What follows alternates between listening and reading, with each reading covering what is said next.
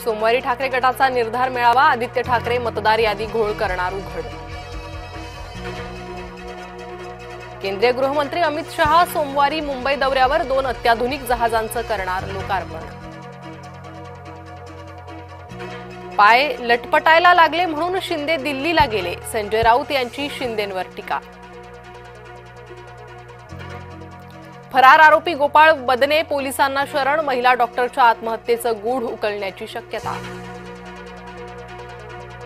सुरेश धसांनी घेतली महिला डॉक्टरच्या कुटुंबियांची भेट, एसआयटी स्थापन करून घटनेची चौकशी करावी, आमदार सुरेश धस यांची मागणी।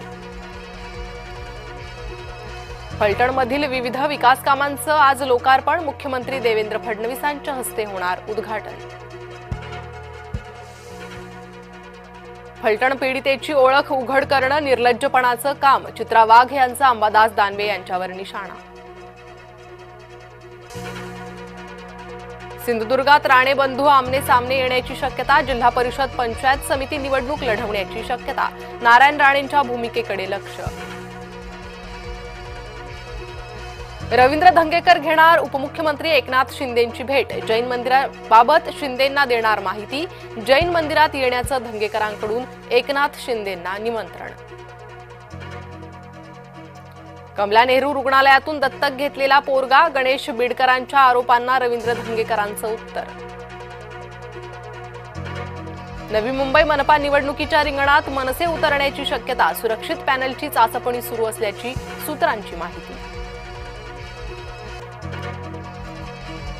अतिवृष्टीमुळे सोयाबीन पिकाला फटका, शेतकऱ्यानं 10 एकरवरील सोयाबीनला लावली आग, वर्ध्याच्या साहूर भालेवाडी येथील घटना।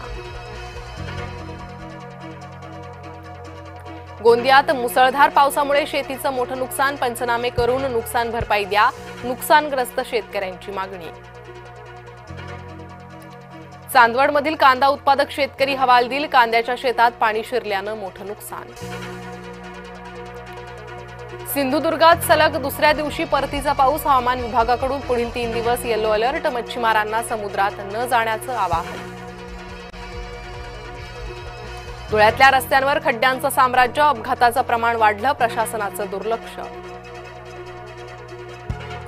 बछड्याच्या विरहात वाघीण चवताळली, धावत्या दुचाकीस्वारावर झडप, चंद्रपूर मूल मार्गावरील थरार। गेटवे ते मांडवा जलवाहतूक सेवा बंद, खराब हवामानामुळे मेरीटाईम बोर्डाचा निर्णय, मुंबईत परतणाऱ्या पर्यटकांची गैरसोय।